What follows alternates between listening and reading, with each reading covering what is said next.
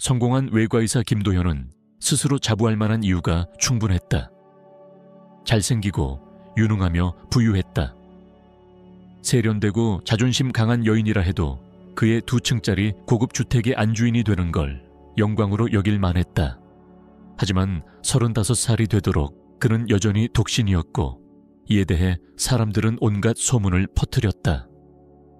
어떤 이들은 유명한 의사가 여자를 좋아하지 않는다고 수군거렸고 어떤 이는 남성으로서 문제가 있다고 주장하기도 했다. 그러나 그런 말은 모두 사실이 아니었다. 도연은 그저 자신의 사생활을 드러내길 꺼렸을 뿐이다. 사실 그에겐 상당히 많은 전적이 있었다. 그는 몸 관리를 철저히 했고 운동을 즐겼다. 특히 승마를 사랑했으며 카누를 타고 강을 따라 내려가거나 산을 오르고 스키를 타는 것도 좋아했다. 텔레비전 앞에서 게으르게 누워있는 사람들을 이해하지 못할 정도로 그는 활동적인 삶을 선호했다. 낚시 역시 그의 오랜 취미였다. 어린 시절부터 낚시에 푹 빠져 살았고 낚시라면 상홀짝이 오지까지도 마다하지 않았다. 훌륭한 사람이면 손톱의 아름다움도 생각할 수 있는 법이지. 시를 사랑하는 그가 종종 푸시킨의 말을 인용하며 웃었다. 도연은 손톱의 청결과 관리가 외과의로서의 자부심이라 여겼다. 환자는 수술을 맡길 의사의 손을 보게 마련이고 그 손이 지저분하다면 신뢰를 주지 못한다는 것이 그의 신념이었다. 그가 자주 찾던 네일숍에는 머리칼이 붉은색이고 인상이 강렬한 미용사 민경이 있었다. 그녀는 도연이 예약하는 날을 손꼽아 기다리곤 했다. 단순히 후한 팁 때문만은 아니었다. 그녀는 도연에게 다른 감정을 품고 있었다. 하지만 도연은 그런 마음을 모르는 척 아무 일도 없는 듯 행동했다. 어쩌면 그가 사랑하게 될 여인은 아직 이 세상에 태어나지 않았는지도 몰랐다.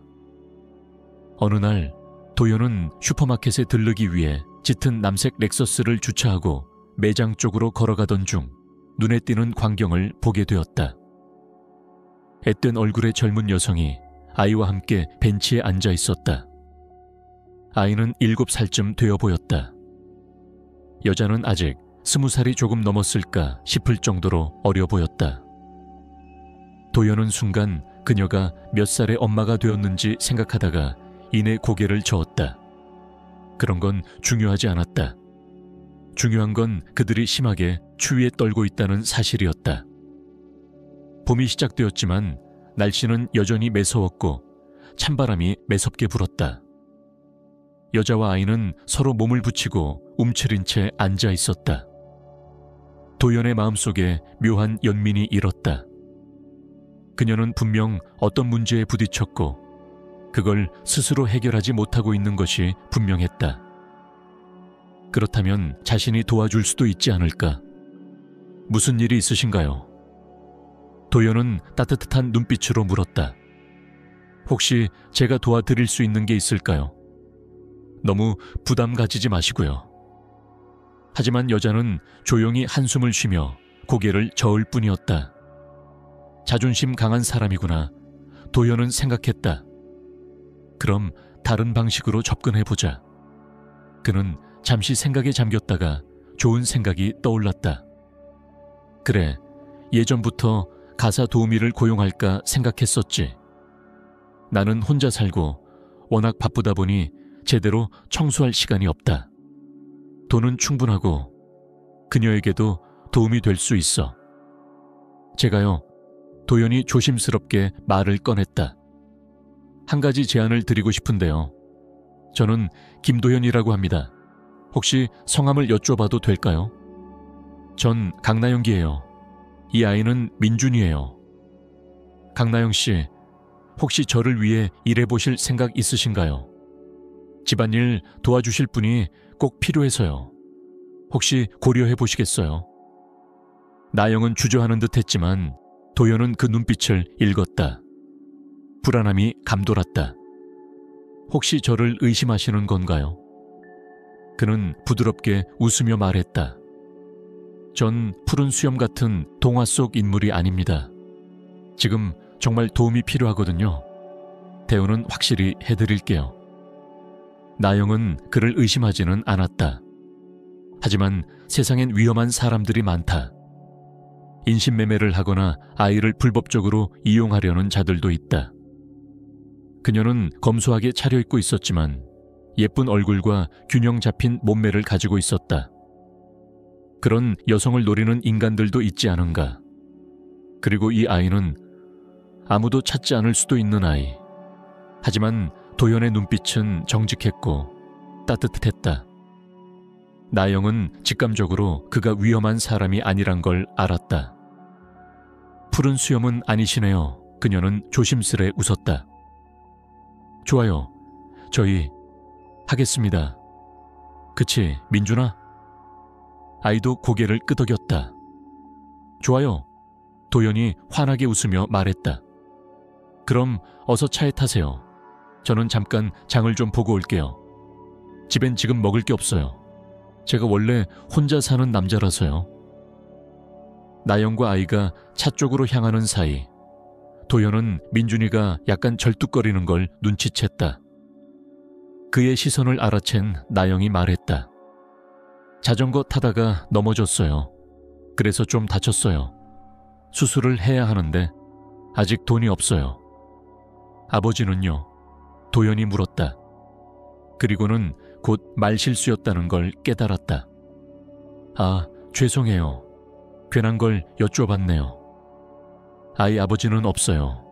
저희는 오늘 이 근처 시골 마을에서 올라왔어요. 거기선 일자리 찾기가 너무 힘들어서요. 이 도시라면 그래도 가능성이 있지 않을까 해서요. 도연은 이해했다. 흔한 이야기였다. 더 나은 삶을 찾기 위해 도시로 오는 이들. 많은 사람들이 그들을 탐욕이나 기회주의자로 오해하지만 실상은 절박함 때문이었다. 그들은 무엇이든 붙잡고 살아야 했다. 도연은 슈퍼마켓으로 들어가며 문득 자신의 인생을 떠올렸다. 어린 시절부터 그는 외로움에 익숙해져 있었다. 외모도 뛰어나고 여성들에게 인기도 많았지만 이상하게도 진정한 연결감을 느끼는 경우는 드물었다. 부모님은 뛰어난 의사였지만 늘 바빴고 학회나 출장을 다니느라 집을 비우는 일이 잦았다. 어릴 적 그는 할머니와 함께 지냈지만 할머니는 다정한 사람이라기보다는 그저 기본적인 돌봄을 제공하는 보호자에 가까웠다. 식사를 챙기고 옷을 단정히 입히고 학교에 보내는 일을 했지만 사랑이나 관심을 표현하는 일은 드물었다. 자, 다녀와라. 할머니는 그렇게 말하며 손자에게 머리를 쓰다듬듯 건성으로 손을 얹었다. 도연은 처음엔 섭섭했지만 시간이 지나면서 그조차 기대하지 않게 되었다. 그는 그런 환경 덕분에 스스로를 돌보는 법을 익혔고 독립심이 강한 성격으로 자랐다. 초등학교 고학년이 되면서부터는 혼자 집을 돌보며 살았고 간단한 요리도 척척 해냈다. 부모가 없을 때면 집을 깨끗하게 정리하고 숙제도 빠뜨리지 않았다. 친구들을 집에 데려와 시끄럽게 노는 일도 없었고 나중에 누군가 집을 어지럽힐까봐 아예 초대를 꺼리게 되었다. 그렇다고 연애 경험이 전혀 없었던 건 아니었다. 여전히 그는 매력적인 남자였고 가벼운 연애는 몇 차례 있었다. 하지만 그 모든 관계는 짧았고 깊은 정을 나누는 데까지는 이르지 못했다. 그는 그런 만남을 건강을 위한 관계라고 생각했고 의사로서 그 표현이 나름대로 적절하다고 여겼다. 그는 자립심 강한 남자였고 스스로의 힘으로 성공을 이뤄낸 인생을 자랑스럽게 여겼다. 물론 부모가 의사였던 점은 분명 도움이 되었지만 실제로 의대 생활과 수련 그리고 의사로서의 커리어는 전적으로 그의 노력으로 이룬 결과였다. 어릴 적부터 그는 인명구조와 응급처치에 관심이 많았고 야외 활동 중 다친 친구들을 치료해주며 자연스럽게 의학의 길로 접어들었다. 대학에서는 우수한 성적으로 졸업했고 인턴과 레지던트를 거쳐 지역 병원에서 경력을 쌓은 뒤 지금은 명망 있는 개인 병원에서 외과 과장을 맡고 있었다. 그는 큰 저택과 고급 차량, 그리고 안정된 삶을 갖추고 있었지만 그보다 더 소중한 건 자신이 진심으로 좋아하는 일을 하며 산다는 사실이었다. 그럼에도 불구하고 때로는 모험이 그리웠다. 그것이 낚시였다. 사람들과의 접촉을 피하고 혼자 조용히 시간을 보내며 물고기와의 승부를 겨루는 낚시야말로 그에게 있어 이상적인 휴식이었다. 많은 돈을 벌고도 그가 고급 리조트 대신 외진 시골 호수를 찾아다녔던 것도 그 이유였다. 7년 전 가을, 그는 도시 근교의 작은 호수에서 낚시를 하던 중 예기치 않은 사고를 당했다. 타고 있던 배에 물이 새기 시작한 것이다. 차가운 바람과 물살이 몰아치는 그날, 그는 가까스로 배를 버리고 호숫가로 헤엄쳐 나왔다. 몸은 물에 젖어 얼어붙을 것 같았고 그는 급히 인근 마을을 찾아가 문을 두드렸다. 그 집에서 문을 연 사람은 작은 체구에 긴 금발머리를 가진 눈부신 미모의 젊은 여자였다. 그녀는 조용하고 고운 목소리로 그에게 말을 걸었다. 뭐 도와드릴까요? 그는 떨리는 목소리로 대답했다. 그냥 잠깐이라도 몸을 녹이고 싶어서요. 이상한 사람 아닙니다. 진심이에요. 그녀는 잠시 머뭇거리다 들어오세요. 따뜻한 차 한 잔 드릴게요. 라고 대답했다. 그녀의 이름은 윤하였다. 그날 도연은 그녀와 밤늦도록 이야기를 나누며 낯선 설렘을 느꼈다. 그녀는 지금껏 만나온 여자들과는 전혀 달랐다.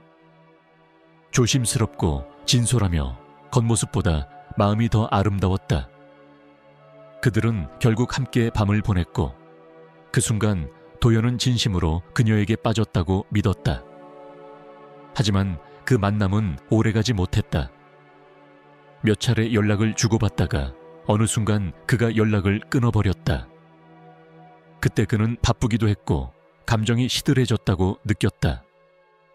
지금 생각해보면 그건 핑계일 뿐이었고 책임감 없는 행동이었다. 윤아는 다시 연락을 하지 않았고 그는 그녀를 서서히 잊어갔다. 그 일이 있기 전까지는. 그리고 지금 도연은 나영과 민준을 태우고 집으로 향하고 있었다. 그는 어릴 적 할머니와 함께 살던 기억을 떠올리며 자신이 다시는 외로움을 느끼지 않도록 살아야겠다고 결심했다. 도연의 집은 넓고 따뜻했으며 나영은 그곳에서 머무는 동안 진심으로 안정을 느꼈다. 그녀는 집안일을 성실히 했고 도연은 예의 바르게 그녀를 대했다. 서로 간의 경계는 서서히 사라졌고 조금씩 친밀함이 자리 잡기 시작했다.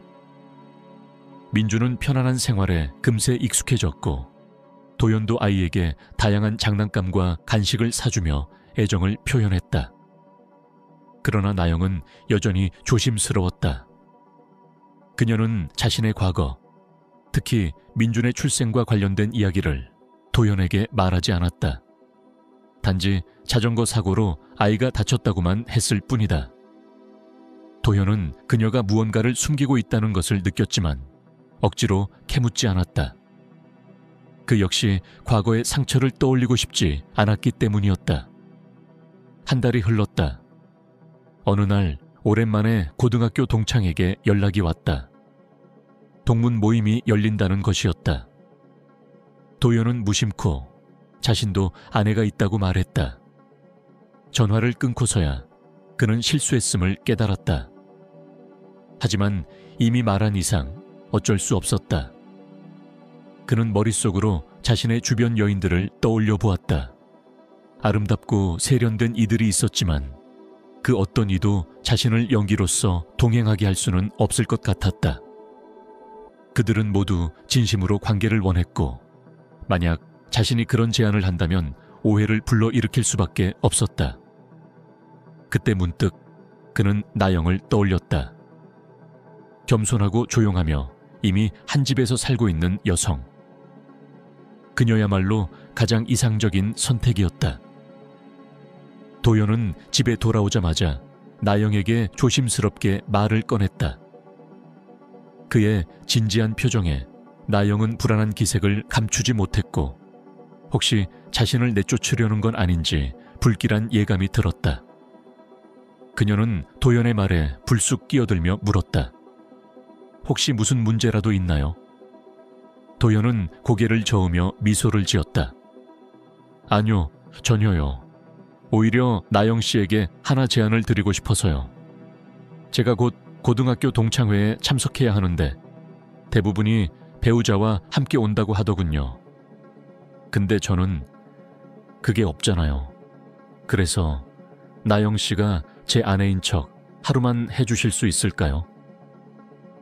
당황한 나영은 그 자리에서 아무 말도 하지 못했다. 도연은 그녀의 침묵이 거절의 의미일까 걱정되었고 재빨리 덧붙였다. 물론 보상은 확실히 해드릴게요. 정식 일은 아니니까 부담은 안 가지셔도 되고요. 민준이는 집에 두고 가면 되고 게임이나 하면서 잘 기다릴 거예요. 나영은 여전히 갈등하고 있었다. 그녀는 자신이 남을 속이는 것에 익숙하지 않았고 그런 위장된 자리에 나가는 것 자체가 꺼림칙했다. 그러나 도연은 다정한 눈빛으로 그녀를 바라보며 말했다. 잠시지만 조금 다른 삶을 체험해보는 것도 나쁘지 않을 거예요. 당신을 도와준 제가 부탁드리는 첫 번째 일이기도 하고요. 괜찮다면 부탁드립니다. 나영은 한참 망설이다가 조용히 고개를 끄덕였다. 좋아요, 한번 해볼게요. 다음날 도연은 그녀에게 하늘색 드레스를 사다 주었다. 반짝이는 장식이 촘촘히 박힌 드레스는 누구의 눈에도 아름다울 수밖에 없는 것이었다. 구두 역시 고급스럽고 날렵한 디자인이었다. 나영은 드레스를 입고 거울 앞에 섰을 때 자신이 정말 이 옷을 입을 자격이 있는 사람인지 의심스러웠다. 하지만 도연은 감탄을 감추지 못하며 말했다. 상상했던 것보다 훨씬 아름다워요. 이거 봐요. 거울 속의 당신 정말 대단하지 않나요? 나영은 어색하게 웃었지만 마음속엔 생전 처음 느끼는 자부심 같은 것이 피어오르고 있었다. 며칠 뒤 동창회 당일, 도연은 그녀를 도심의 최고급 뷰티 살롱으로 데려갔다. 헤어스타일은 우아하게 올려 묶고 메이크업은 은은한 톤으로 마무리되었으며 손톱까지 완벽하게 정리되었다. 나영이 살롱을 나섰을 때 그녀를 기다리던 도연은 넋을 잃은 듯 바라보다가 입을 열었다. 말이 안 돼. 정말로 이렇게 예뻤던 거예요?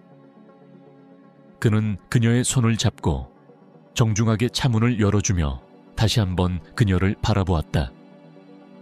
당신이 이렇게 아름다울 줄 알았으면 진작 부탁드릴걸. 행사장에 도착하자 도연의 고등학교 동창들은 그를 보자마자 몰려들었다.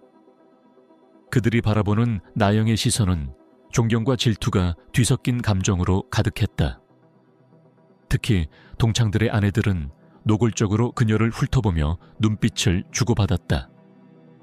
나영은 처음엔 그 시선에 움츠러들었지만 시간이 흐르자 마음이 편안해지기 시작했다. 그녀는 단 한 번도 그처럼 화려한 행사에 참석해 본 적이 없었고 이런 시선을 받아본 적도 없었다. 그녀는 자연스러운 미소를 지으며 도연의 팔에 팔짱을 끼웠다. 그 순간 그 어떤 부인도 흉내낼 수 없는 진심이 그 안에 있었다. 도연은 자신이 선택한 여인이 얼마나 빛날 수 있는지를 직접 눈으로 확인하며 속으로 뿌듯해했다. 행사 후반 도연과 나영은 교사였던 마리 선생님과 함께 학교 내부를 둘러보게 되었다. 복도를 걷던 중 나영의 눈길이 벽면에 걸린 추모 사진에 머물렀다. 거기에는 여러 명의 졸업생 사진이 액자에 담겨 있었고 그중 하나는 검은 테두리 속의 금발 소녀 사진이었다. 나영은 순간 숨이 막히는 듯한 충격을 받았다.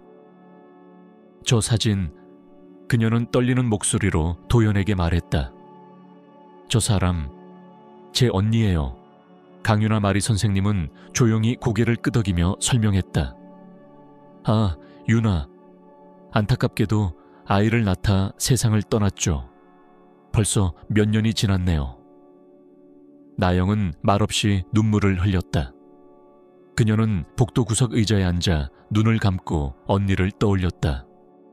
그녀와 함께했던 유년 시절, 둘이 손을 꼭 잡고 학교 가던 길, 함께 목욕을 하며 장난치던 기억들. 그녀는 조용히 입을 열었다. 유나 언니는 임신 사실을 알게 된 뒤에도 아버지와 살았어요. 그런데 결국 피를 많이 흘리다 병원에서 숨졌죠. 아이의 아빠는 그 전에 이미 떠났고, 그래서 제가 민준이를 데리고 나온 거예요. 그 사람 그때 무슨 생각이었는지 모르겠지만 저는 유나 언니가 그렇게 혼자 떠난 걸 용서할 수가 없었어요. 도연은 그제야 그 사진 속의 유나가 바로 자신이 7년 전 호숫가에서 만났던 그녀임을 깨달았다. 머리가 멍해졌다. 숨이 멎는 것 같았다. 유나였어. 그는 사진을 응시하며 무거운 침묵에 잠겼다. 행사가 끝나고 돌아오는 길, 차 안은 조용했다. 도연은 오랫동안 입을 열지 못하다가 마침내 결심한 듯 말했다. 나영씨, 제가 지금부터 하는 이야기를 들으면 절 증오하게 될지도 몰라요. 하지만 말하지 않으면 안 될 것 같아요. 도연은 차 안에서 자신의 목소리가 떨리는 것을 느끼며 마침내 마음속 깊이 묻어두었던 진실을 꺼냈다. 그는 유나와의 첫 만남부터 호숫가에서 있었던 모든 일을 숨김없이 털어놓았다. 그날 어떻게 얼어붙은 몸으로 그녀의 집을 찾아 들어갔는지, 그녀가 얼마나 따뜻하고 순수했는지, 그리고 그들과 함께한 밤이 얼마나 특별하게 느껴졌는지를 고백했다. 그는 솔직하게 말했다. 그때는 자신도 그녀에게 마음이 있었고 진심이었다고. 하지만 시간이 흐르면서 연락이 줄었고 결국은 자신의 무책임함으로 그녀를 외롭게 만들었다는 것을. 이 모든 이야기를 나영은 말없이 들었다. 도연은 그녀가 혹여 차 문을 열고 뛰어내릴지도 모른다는 불안한 마음으로 계속 말을 이어갔다. 그는 스스로도 이해할 수 없는 후회와 죄책감에 사로잡혀 있었고 더는 거짓말하지 않겠다고 결심한 터였다. 그는 말끝마다 사과를 덧붙였고 그녀가 자신을 비난하더라도 받아들이겠다고 생각했다. 도연의 이야기가 끝날 무렵 나영의 눈에는 눈물이 고여 있었다. 하지만 그녀는 침묵을 깨고 조용히 말했다. 저는 당신을 비난하지 않아요, 도연 씨. 제가 아는 건 언니가 당신을 미워하지 않았다는 거예요. 적어도 제가 보기엔 그녀는 그날 이후에도 당신을 많이 그리워했어요. 당신과의 그 밤이 그녀 인생에서 가장 따뜻했던 순간이었을지도 몰라요. 그녀는 한숨을 내쉬고 덧붙였다. 살아보니까 사람 마음은 그리 단순하지 않더라고요. 당신도 그때 몰랐던 거니까 지금 와서 탓할 순 없어요. 그 말에 도연은 벅차오르는 감정을 느꼈다. 그녀가 이렇게 빨리 자신을 용서할 줄은 몰랐고 오히려 마음이 더 아팠다. 나영은 잠시 멍하니 창밖을 바라보다가 천천히 말했다. 민준이한테는 아직 말하지 말아주세요. 오늘은 너무 많은 걸 알아버렸으니까요. 그리고 저도 아직 정리가 안 됐어요. 도연은 고개를 끄덕이며 대답했다. 네, 당신이 준비될 때까지 기다릴게요. 집에 도착한 뒤 나영은 민준이 방으로 들어가 그가 곤히 자고 있는 모습을 확인했다. 아이는 깊은 잠에 빠져 있었고 도연은 조용히 거실로 향해 술 한 잔을 따랐다. 그는 부엌 테이블에 앉아 고요한 밤을 씹듯이 천천히 시간을 보냈다. 그런 도연을 본 나영은 잠시 망설이다가 그를 따라 내려왔다. 그녀는 주방문에 기대어 서 있다가 도연이 건넨 술잔을 받으며 그 맞은편에 앉았다. 오늘 하루 너무 많은 일들이 있었네요. 그녀는 웃으며 말했지만 그 안에는 말로 다 표현할 수 없는 감정들이 담겨 있었다. 도연은 그녀를 바라보다가 조심스레 물었다. 정말로 저를 용서한 거예요? 나영은 술잔을 들어 조용히 마신 뒤 대답했다. 용서라는 말, 그런 거창한 말은 하고 싶지 않아요. 그냥 당신도 그때 많이 몰랐던 거고 지금은 그걸 알게 됐으니까 그걸로 충분해요. 그 순간 도연은 참을 수 없는 충동처럼 손을 뻗어 그녀의 손등을 감쌌고 그녀는 그 손을 뿌리치지 않았다. 그들의 눈빛이 서로를 깊이 끌어당겼고 다음 순간 그들은 입을 맞췄다. 부드럽고 조심스러웠지만 너무나 진실된 키스였다. 그리고 그렇게 그들은 서로에게 안겨 어느새 도연의 방으로 들어섰다.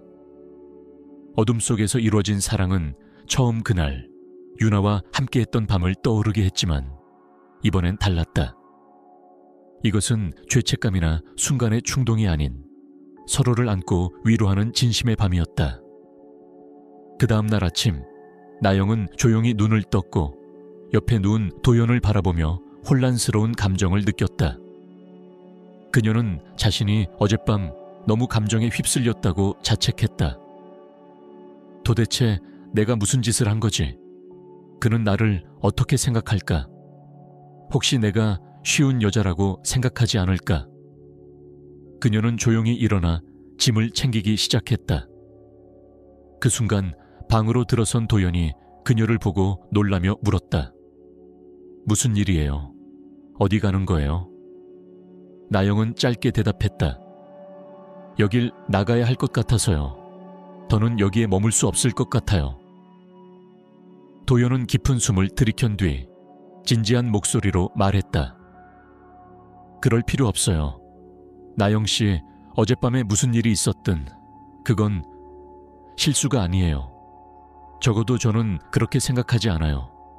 우리 둘 다 외롭고 복잡한 상황 속에서 서로에게 진심을 전했을 뿐이에요. 도망치지 말아요. 나영은 잠시 말을 잃었고 결국 눈을 감고 고개를 끄덕였다. 하지만 이 모든 게 너무 빨라요. 민준이도 있고 저는 아직도 그날의 충격에서 벗어나지 못했어요. 도연은 그녀에게 다가가 조용히 말했다. 괜찮아요. 그럼 우리 아무 일도 없었던 것처럼 지내요. 그냥 민준이의 일부터 해결합시다. 수술에 대해 알아봤어요. 제가 책임지고 도와드릴게요. 우리 일단 그 아이부터 생각해요. 이후의 일은 천천히. 나영은 놀라움과 감동이 뒤섞인 눈빛으로 도연을 바라보았고 그 안에서 처음으로 그가 정말 믿을 수 있는 사람이라는 걸 느꼈다. 며칠 후 도연은 병원에서 가장 신뢰하는 동료인 소아외과 과장을 찾아가 민준이의 다리 상태에 대해 상담했다. 아이가 다친 부위는 수술이 필요했고 비용은 적지 않았지만 도연은 한치의 망설임도 없이 말했다. 돈은 전혀 문제되지 않아요. 가능한 최고 수준의 치료를 받고 완전히 회복할 수 있도록 해주세요. 그의 단호하고 진심 어린 말에 동료 의사는 눈썹을 치켜올리며 물었다. 갑자기 이렇게까지 신경을 쓰는 이유가 뭡니까? 개인적인 관계라도 있나요? 도연은 잠시 침묵한 뒤 짧고 단호하게 대답했다. 그 아이는 제 아들입니다. 지금은 아직 모든 사람에게 밝히지 않았지만 더는 부인할 수 없는 진실이에요. 사실 도연은 이미 비밀리에 유전자 검사를 진행했고 결과는 의심의 여지가 없는 친자 판정을 보여주었다. 그날 밤 그는 집에 돌아와 들뜬 목소리로 나영에게 말했다. 좋은 소식이에요. 민준이 수술 날짜가 곧 잡힐 거예요. 최고의 팀이 준비 중이고 결과도 분명 좋을 거예요. 나영은 그 말을 듣는 순간 눈물이 왈칵 쏟아졌다. 그녀는 손으로 얼굴을 감싸며 조용히 울었고 도연은 그런 그녀의 어깨에 조심스럽게 손을 얹었다. 그녀는 조용히 중얼거렸다. 정말 감사합니다. 이렇게까지 해주시다니. 뭐라고 말해야 할지 모르겠어요. 하지만 그녀는 여전히 그를 김도연 씨라 불렀고 도연은 속으로 쓴웃음을 지었다. 그래, 어젯밤 그 모든 일에도 불구하고 날 여전히 그렇게 부르다니. 하다못해 그냥 도연 씨라도 불러줄 수는 없는 걸까? 다음 날 도연은 그 혼란한 감정을 정리하기 위해 오랜 친구 대학 시절의 절친인 정구를 찾아갔다. 정구는 이제 한 아이의 아버지가 된 가정적인 남자였고 그의 아내 지연은 따뜻하고 소탈한 성격으로 도연도 무척 좋아했다. 도연은 와인을 한 잔 마신 후 모든 이야기를 솔직하게 털어놓았다. 자신이 7년 전 어떤 여인과 하룻밤을 보냈고 그 아이가 지금 자신의 집에 살고 있으며 그 아이가 바로 자신의 아들이라는 사실, 그리고 그 아이를 키우며 살아온 여동생에게 점점 마음이 기울어가고 있다는 고백까지. 정우는 이야기를 듣는 내내 고개를 끄덕였고 마지막엔 농담처럼 말했다. 야, 난 늘 네 과거에 뭔가 있을 줄 알았어. 그냥 완벽하기만 한 놈이 아니라 어딘가에 비밀이 있을 거라고. 그 말에 셋은 웃음을 터뜨렸고 지연은 고개를 살짝 갸웃거리며 말했다. 근데 말이야, 이건 단순한 로맨스가 아니라 운명이야. 네가 그 아이 곁에 있게 된 것도, 나영 씨와 재회한 것도, 이건 정말 하늘이 정한 인연 같은 느낌이야. 도연은 반신반의했지만 친구 부부의 진심 어린 조언에 용기를 얻었다. 그리고 돌아가기 전 지현은 당부처럼 말했다. 오늘 밤 가장 예쁜 꽃을 사서 나영 씨에게 고백해. 네가 진심이라는 걸 보여줘. 망설이지 말고 기회를 잡아야 해. 여자들은 결심한 남자에게 약하거든. 그날 밤 도연은 대형 꽃바구니를 품에 안고 집으로 돌아왔다. 나영은 그가 외출한다고 말하고 나간 뒤로 마음이 불편했다. 혹시 또 다른 여자를 만나고 있지는 않을까? 자신이 그의 마음속에 없는 건 아닐까? 쓸데없는 상상과 불안이 마음속을 채우고 있었다. 그런 그녀 앞에 도연이 꽃을 들고 나타났을 때 놀라움과 동시에 뺨이 붉게 달아올랐다. 이게 뭐예요? 그녀는 어색하게 웃으며 물었고 도연은 유쾌한 표정으로 대답했다. 그냥 이유 없어요. 당신에게 주고 싶었어요. 그리고 하나 더 있어요. 나영 씨, 아니 나영가, 나 너를 사랑해. 정말로 사랑해. 그리고 앞으로도 함께하고 싶어. 나랑 있어줄래? 그 말에 나영은 한동안 아무 말도 하지 못했다. 하지만 그녀의 얼굴에는 분명한 미소가 퍼졌고 이윽고 조용히 대답했다. 그럼 왜 시간을 낭비해요? 지금부터 함께 있으면 되지. 며칠 뒤 민준이는 병원에 입원했다. 검사 후 수술 일정이 확정되었고 나영과 도연은 아이에게 수술에 대한 두려움을 덜어주기 위해 조심스럽게 설명했다. 괜찮아 민준아. 잠깐 잠들었다가 일어나면 다리가 훨씬 나아져 있을 거야. 아프지도 않을 거고 다시 마음껏 뛸 수 있게 될 거야. 도연은 아이를 무릎에 앉히고 다정하게 말했다. 나영은 옆에서 미소 지으며 아이의 머리를 쓰다듬었고 민준이는 조금은 안심한 듯 조심스럽게 고개를 끄덕였다. 수술 당일 도연은 흰 가운을 입고 직접 수술실로 들어갔다. 아이가 마취에 들어가기 전 마지막으로 그의 손을 꼭 잡아주며 말했다. 아빠가 여기 있어. 걱정 마. 수술은 예상보다 빠르고 깔끔하게 끝났다. 회복도 순조로웠다. 병실에서 깨어난 민주는 아직 몽롱한 눈으로 주변을 둘러보다가 도연을 발견하자 약하게 웃었다. 정말 아프지 않았어요. 나영은 그 모습을 보고 눈물을 흘렸고 도연은 그녀의 어깨를 감싸며 속삭였다. 이제 다 끝났어. 잘 이겨냈어, 우리 아들. 며칠 후 민준이는 점점 회복되었고 물리치료도 시작되었다. 계단을 오르는 데는 아직 시간이 필요했지만 처음엔 두려워하던 아이가 조금씩 도전에 익숙해지기 시작했다. 어느 날 세 사람은 손을 맞잡고 거실을 천천히 걷던 중 민준이 혼자서 10걸음을 걸어내자 동시에 외쳤다. 우리가 해냈어. 그날 저녁 도연은 스파클링 와인과 민준을 위한 초코 밀크쉐이크를 준비해 작은 축하 파티를 열었다. 첫 번째 큰 성취를 위해. 그는 잔을 들어 건배했고 나영은 그를 바라보며 조용히 속삭였다. 당신이 없었다면 불가능했을 거예요. 도연은 고개를 저으며 대답했다. 우리 셋이 함께였기 때문에 가능한 일이었어. 몇 주가 지나 도연은 가족 셋을 데리고 유나의 묘소를 찾았다. 고요한 시골 공동묘지, 무덤 위에는 봄비에 젖은 작고 연한 바위추 꽃이 피어 있었다. 나영은 무릎을 꿇고 무덤에 손을 얹으며 조용히 속삭였다. 언니, 잘 지내고 있지? 우리 잘 지내고 있어. 민준이도 많이 컸고 다리도 곧 좋아질 거야. 그리고 미안해. 언니가 그토록 사랑했던 그 사람을 내가 사랑하게 될 줄은 몰랐어. 하지만 민준이와 함께할 수 있다는 것, 그게 얼마나 큰 행운인지 알아. 그녀의 말에 도연은 고개를 숙였고 민준은 나영의 손을 꼭 잡았다. 아이는 무덤을 바라보다가 조용히 물었다. 여기 누가 묻혀 있는 거예요? 나영은 숨을 깊이 들이쉬고 대답했다. 내 진짜 엄마야. 유나라는 분이 너를 낳으셨고 아주 많이 사랑하셨어. 하지만 오래 함께하지 못했단다. 그래서 이모가 너를 키웠고 널 정말 많이 사랑했어.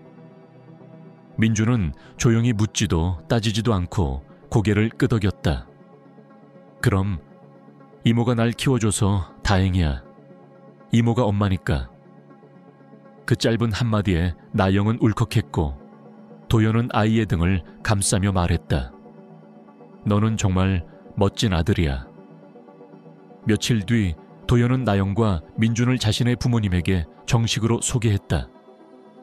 도연의 부모는 이미 모든 사정을 들은 상태였고 그날만을 손꼽아 기다려왔다.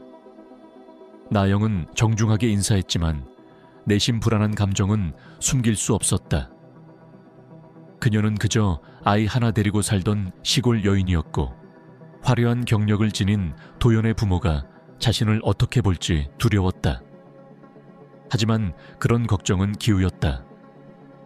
도연의 어머니는 반갑게 나영의 손을 잡으며 따뜻하게 웃었고 아버지는 민준에게 멋진 청년이구나 라고 말하며 눈을 반짝였다. 식사 시간 내내 분위기는 화기애애했고 나영도 점차 긴장을 풀며 조심스럽게 웃음을 되찾았다.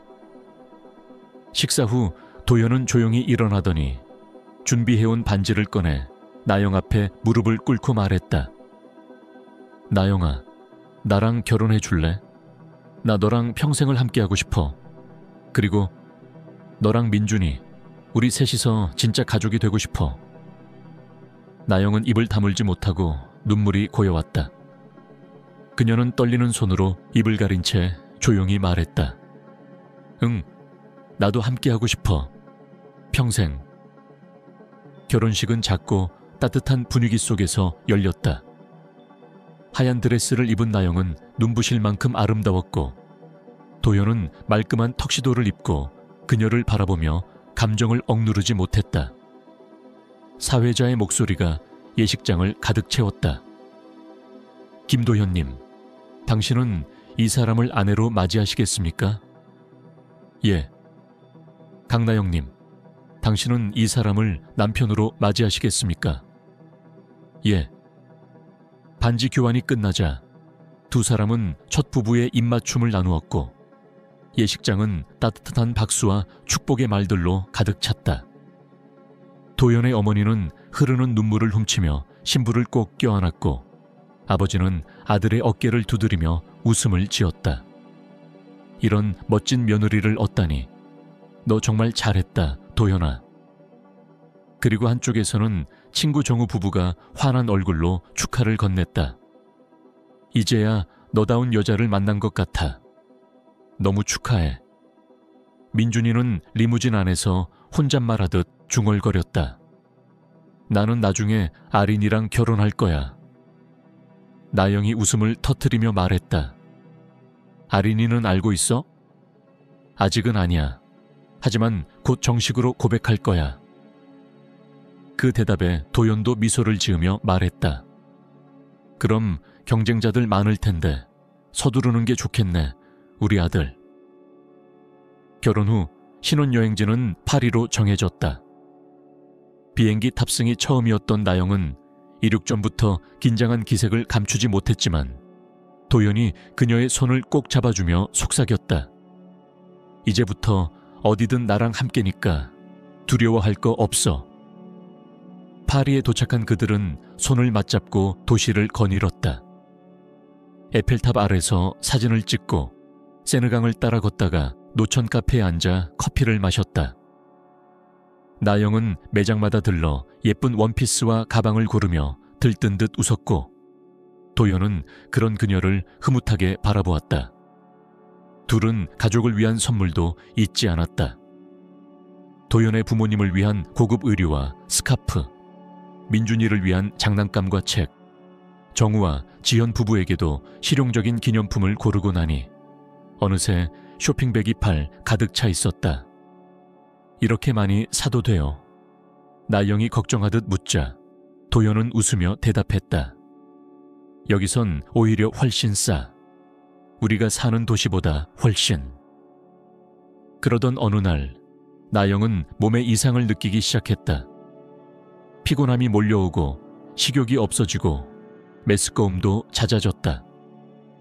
처음에는 시차 때문이라 생각했지만 점점 강해지는 증상에 그녀는 조심스럽게 약국에 들러 테스트기를 구입했다.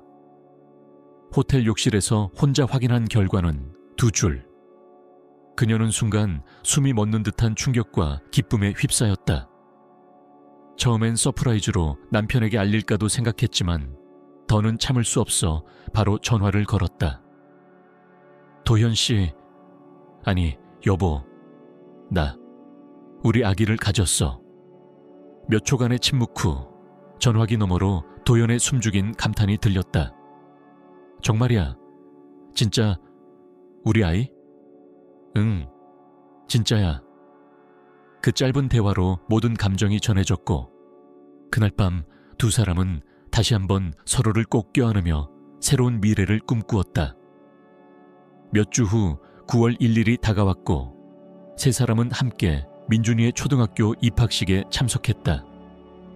아이는 깔끔한 교복을 입고 긴장 반 설렘 반의 얼굴로 가방끈을 쥐고 있었고 나영은 눈시울을 붉히며 아이의 머리를 매만졌다. 민준아, 오늘부터 진짜 학생이 되는 거야. 하지만 무리하지 말고 천천히 해도 돼. 엄마랑 아빠는 항상 내 편이니까. 도연은 카메라를 들고 그 장면을 하나하나 담았고 둘이 함께 아이의 손을 잡고 학교로 향하는 모습은 마치 오래전부터 한 가족이었던 것처럼 자연스러웠다. 입학식이 끝나고 돌아오는 길, 나영은 살짝 힘들어 보였다. 그녀는 잠시 멈춰 앉아 숨을 고르더니 조용히 말했다. 오늘 아침부터 속이 또 안 좋아요. 지난밤도 그렇고요. 도연은 그녀의 이마에 손을 얹고 부드럽게 이마를 찌푸렸다. 우리 병원에 들러보자. 정밀 검사도 받아보고 혹시 아기 때문에 그런 걸 수도 있으니까. 다음 날 병원에서 확인한 결과 아이는 건강하게 자라고 있었고 초음파에서 들려오는 작은 심장 소리는 두 사람의 마음을 울렸다. 여자아이예요. 의사의 말에 도연은 기쁨에 겨워 웃었고 나영은 순간 울컥해 눈을 감았다. 여자아이, 민준이도 동생을 원했어요. 이름은 뭐가 좋을까요? 그 말에 민준은 천진하게 대답했다. 나는 개은이라는 이름이 좋아요. 예쁘잖아요. 두 사람은 서로를 바라보다가 고개를 끄덕이며 웃었다. 좋아. 우리 딸 이름은 개은이야. 도연의 부모님은 그 소식을 듣자마자 집으로 달려왔다. 손주가 하나 더 생긴다는 말에 기쁨을 감추지 못했고 이제야 은퇴를 진지하게 고려해야 할 때가 왔다며 환하게 웃었다. 우리가 너한테 얼마나 손주를 바랐는지 아냐. 어머니는 나영의 손을 잡으며 눈시울을 붉혔다. 이렇게 한 번에 둘이나 생기다니. 하나님이 우리에게 보너스를 주신 거야. 한편 정우와 지연 부부는 이 소식에 자극을 받아 둘째를 고민하기 시작했고 정우는 농담처럼 도연에게 말했다. 야, 네가 나보다 먼저 둘째를 갖게 될 줄은 몰랐어. 나도 빨리 따라잡아야지. 웃음과 기쁨이 가득한 그런 시간들 속에서 나영은 자신의 인생이 정말로 달라졌음을 느꼈다. 고작 몇 달 전까지만 해도 길거리에서 아이를 안고 떨고 있었던 자신이 이제는 사랑하는 남편과 믿음직한 아들과 곧 태어날 딸을 기다리는 안정된 삶을 살고 있다는 게 꿈 같았다. 민주는 학교 생활에 잘 적응했고 운동장에서 뛰어노는 것도 친구들과 어울리는 것도 점점 익숙해졌다. 특히 체육 수업을 좋아했고 재활 후에도 달리기나 공놀이에서 뒤처지지 않는 자신을 자랑스러워했다. 담임 선생님은 학부모 상담 때 이렇게 말했다. 민준이는 집중력도 좋고 무엇보다 따뜻한 마음을 가진 아이예요. 특히 친구가 힘들어하면 먼저 다가가 도와주는 게 인상 깊었어요. 나영은 그 말을 듣고 아이가 정말 잘 자라주고 있음을 느꼈고 속으로 윤에게 이렇게 속삭였다. 언니, 민준이 잘 키웠어. 정말 잘하고 있어. 그날 밤 도연과 나영은 다정하게 소파에 기대어 앉아 개운이를 기다리는 일들을 상의했다. 유모차, 아기 침대, 속삭에, 기저귀 브랜드까지 하나하나 고르고 작은 아기 옷들을 손에 쥐며 웃음을 나누었다. 개운이 방벽에는 민준이 직접 그린 그림이 붙어 있었고 아이는 동생에게 줄 장난감과 책을 고르고 있었다. 아기 때 내가 제일 좋아했던 토끼 인형도 줄게. 그거 개운이가 좋아할 것 같아. 민주는 그렇게 말하며 자신의 보물 상자에서 토끼 인형을 꺼내 방 한가운데 놓았다.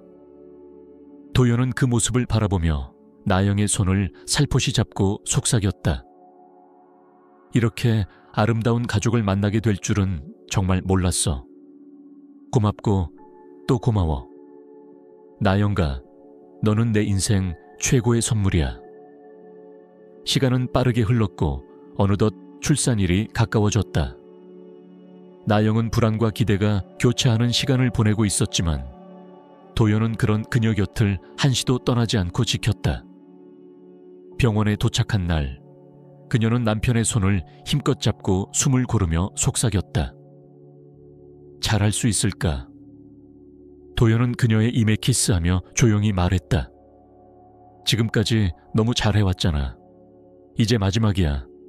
내가 여기 있으니까 걱정하지 마. 그 말은 약속처럼 따뜻했고 나영은 천천히 눈을 감으며 진통에 집중했다. 몇 시간 후 분만실에 울려 퍼진 울음소리는 모든 고통을 씻어냈다.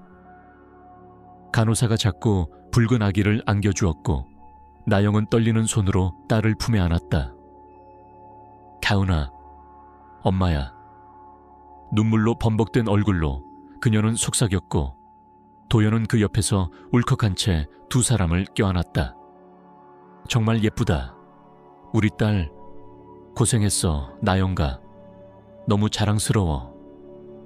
며칠 후 가족은 집으로 돌아왔고 도연의 부모님은 꽃다발과 과일 바구니를 들고 손주를 만나러 달려왔다. 아이고, 이 조그만 게 벌써 여자네. 할머니가 아기를 안고 흐뭇한 미소를 지었고 할아버지는 민준의 머리를 쓰다듬으며 말했다. 이제 진짜 오빠가 됐구나, 민준아. 어때 기분이? 아이는 조심스럽게 아기에게 다가가 손가락으로 작은 손을 만지며 말했다.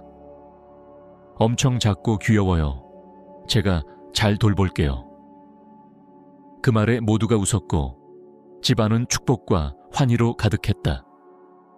그날 저녁 정우와 지연도 꽃다발을 들고 집을 찾았고 아이를 바라보며 감탄을 금치 못했다. 이 아이 꼭 엄마 닮았네요. 얼굴에 온기가 가득해요. 지현이 말하자 정우는 농담처럼 덧붙였다. 도연이랑 닮은 건 뭐지? 손 크기인가? 모두 웃었고 식탁 위에는 따뜻한 음식과 달콤한 디저트가 올려졌다. 그저 평범한 저녁 식사였지만 그 순간은 그 어떤 호화로운 연회보다 소중했다. 몇 주가 지나고 일상이 안정을 되찾기 시작했다. 나영은 육아에 집중하면서도 자신의 시간을 조금씩 되찾아갔다. 가까운 미용실에 정기적으로 들르고 산책도 자주 나갔다. 그녀는 이제 거울 앞에서 주저하지 않았고 자신을 당당히 바라볼 수 있게 되었다. 가은은 건강하게 자라났고 민주는 학교 생활과 동생 돌보기를 병행하며 하루하루 성장했다. 어느 저녁 도연은 가은을 재운 뒤 거실로 나와 조용히 와인을 따르고 창밖에 별빛을 바라보았다. 나영도 그 곁에 앉아 함께 잔을 부딪혔다. 우리 여기까지 올 줄 몰랐죠. 그녀가 조용히 묻자 도연은 미소 지으며 대답했다. 그날 슈프 앞에서 널 처음 봤을 때부터 뭔가 특별한 인연일지도 모른다고 생각했어. 아니, 아마 그 전에 이미 오래전부터 우리 삶은 엮여 있었던 걸지도 몰라. 그녀는 고개를 끄덕이며 그의 어깨에 기대었다. 그럴지도요. 언니가 우리를 이어준 게 아닐까요? 그 말에 도현은 조용히 고개를 끄덕였고 둘은 말없이 그 밤을 음미했다. 삶은 여전히 완벽하진 않았다. 아이는 밤마다 깨서 울었고 학교에서 아이가 다투는 날도 있었으며 가끔씩은 서로 말다툼도 벌어졌다. 하지만 그런 모든 소소한 일상 속에서도 세 사람, 아니 이제는 네 사람의 가족은 점점 더 단단해지고 있었다. 서로를 이해하려는 노력, 마음을 나누는 대화, 손끝의 온기와 따뜻한 시선이 쌓여 진짜 가족이 되어갔다. 도연은 이제 혼자가 아니었다. 외로웠던 어린 시절, 차갑던 침묵 속에 잠들던 밤, 그 모든 시간이 이제는 과거의 그림자로만 남아있었다. 그의 곁엔 나영이 있었고 민준이 있었고 이제는 개운도 있었다. 그리고 그는 알고 있었다. 이 삶이야말로 자신이 평생 찾아 헤매던 진짜 행복이라는 것을.